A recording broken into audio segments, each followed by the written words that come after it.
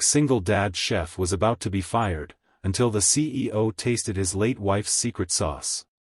Marcus Rivera's hands trembled as he stirred the simmering pot, the aroma of tomatoes, herbs, and something indefinably precious filling the restaurant's empty kitchen.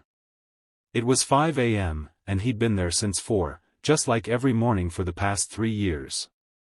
The other chefs wouldn't arrive for another hour, which gave him time to cook with love, time to remember Sarah, time to feel her presence in the only way he still could.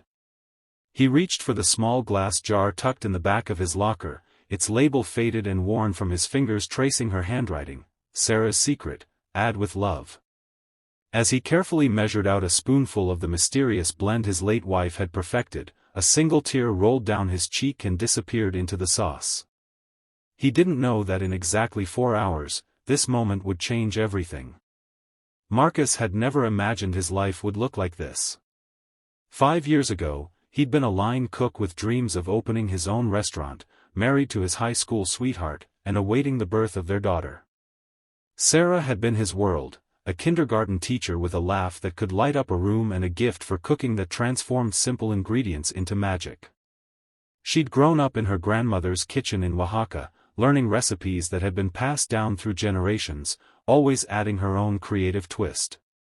Her secret sauce had been her masterpiece, a complex blend of dried chilies, chocolate, cinnamon, and a dozen other ingredients she'd guard with playful secrecy, only writing the recipe down once, in that jar he now held like a sacred relic.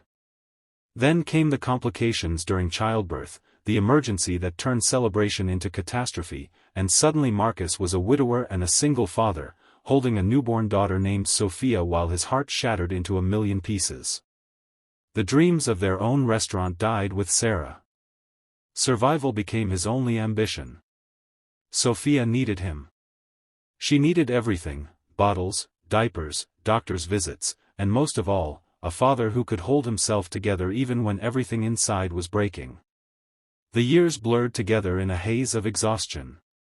Marcus took the first steady job he could find at Romano's, an upscale Italian restaurant in downtown Chicago. It wasn't glamorous. He worked the pasta station, churning out fettuccine alfredo and spaghetti carbonara for business lunches and anniversary dinners. He kept his head down, collected his paycheck, and rushed home to relieve Mrs. Chen, the elderly neighbor who watched Sophia after preschool. There was no time for creativity, no energy for dreaming. Just motion, routine, and the quiet ache of missing Sarah that never quite went away. But he couldn't help himself. On the days when the grief felt heaviest, when Sophia's smile reminded him so much of Sarah that his chest physically hurt, Marcus would arrive early and make small batches of dishes using his wife's recipes. He'd add her secret sauce to the staff meal, or slip it into the special of the day when no one was looking. The servers noticed. Customers noticed. On the days when Marcus cooked from his heart, tips went up, and people asked for seconds. His manager, Tony, noticed too, but not in a good way. Tony was old school, a by-the-book guy who'd worked at Romano's for 20 years and believed the menu was sacred. Italian restaurants served Italian food, period. When he caught Marcus adding unauthorized ingredients to menu items, he saw it as insubordination, not innovation. The final straw came on a busy Saturday night when Marcus, exhausted and running on autopilot, added a touch of Sarah's sauce to a traditional marinara. A food blogger posted a rave review the next day, calling it the best red sauce in Chicago, but Tony was furious. "You're on thin ice, Rivera," Tony warned, his face red. "One more creative experiment, and you're done. We have standards here. We have a reputation. Stick to the recipes or stick to the unemployment line. Your choice." Marcus nodded silently, but inside, something crumbled. This job was barely holding his life together as it was. Without it, he'd lose everything: the apartment, the ability to provide for Sophia, maybe even custody if child services decided he was unfit. That night, he held his daughter extra tight, breathing in the baby shampoo scent of her hair, wondering how he'd fallen so far from the dreams he and Sarah had shared. What Marcus didn't know was that Romano's was in trouble. The restaurant had been bleeding money for months, losing customers to trendier spots with more innovative menus. Corporate had sent someone to evaluate whether the location should be closed entirely. That someone was Elena Castellano, the CEO of Castellano Restaurant Group, which had quietly acquired Romano's 2 years earlier. Elena had built her empire from nothing, starting with a single food truck and growing it into a multi-million-dollar company with restaurants across the country. She was known for her brutal efficiency and her even more brutal honesty. When a location couldn't perform, she closed it without sentiment.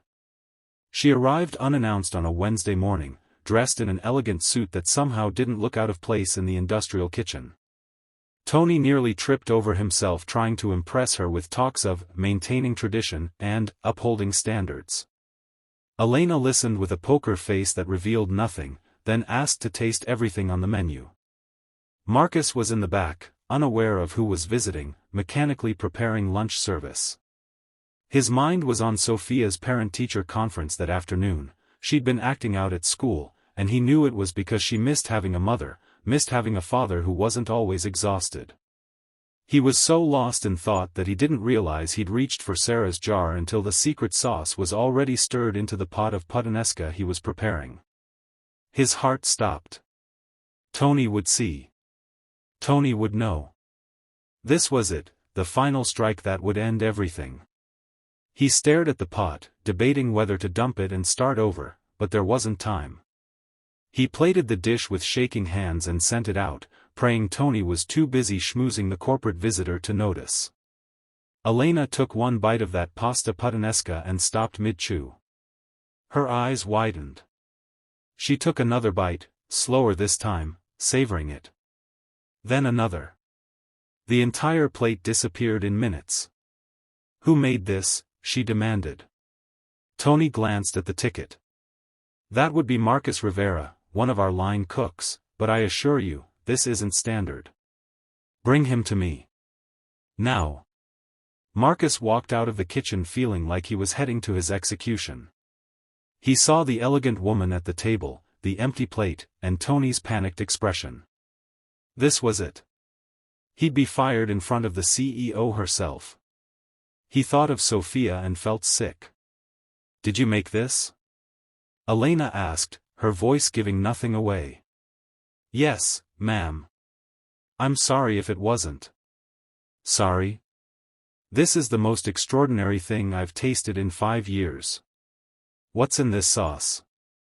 Marcus hesitated, his throat tight. It was my wife's recipe. Her secret blend. She passed away, and He couldn't finish the sentence. The hardness in Elena's eyes softened. She gestured for him to sit down, ignoring Tony's sputtering protests. "Tell me about her," she said simply. So Marcus told her. About Sarah's grandmother's kitchen, about dreams of a restaurant that would never be, about cooking with love being the only way he still felt connected to his wife. About Sophia, and the parent-teacher conferences, and the impossible balance of grief and fatherhood. The words poured out like they'd been dammed up for years, and Elena listened to every single one. When he finished, she was quiet for a long moment. Then she said, "I started with nothing, too. A food truck and a dream. People told me I'd fail, that a woman couldn't make it in this industry. I proved them wrong by trusting my instincts and by recognizing talent when I saw it, even in unexpected places." She turned to Tony. "You're fired. Effective immediately. Marcus, you're the new head chef. I'm giving you full creative control to reimagine this menu. I want you to honor your wife's legacy and show Chicago what real cooking looks like." Marcus couldn't speak. Couldn't breathe. It felt like the universe had tilted sideways. "There's one condition," Elena continued. "I want you to name the restaurant after her. Sarah's. And I want that secret sauce on every table. People should know her story. They should taste the love that went into creating something this special." 6 months later, Sarah's opened to a line around the block. The menu was a fusion of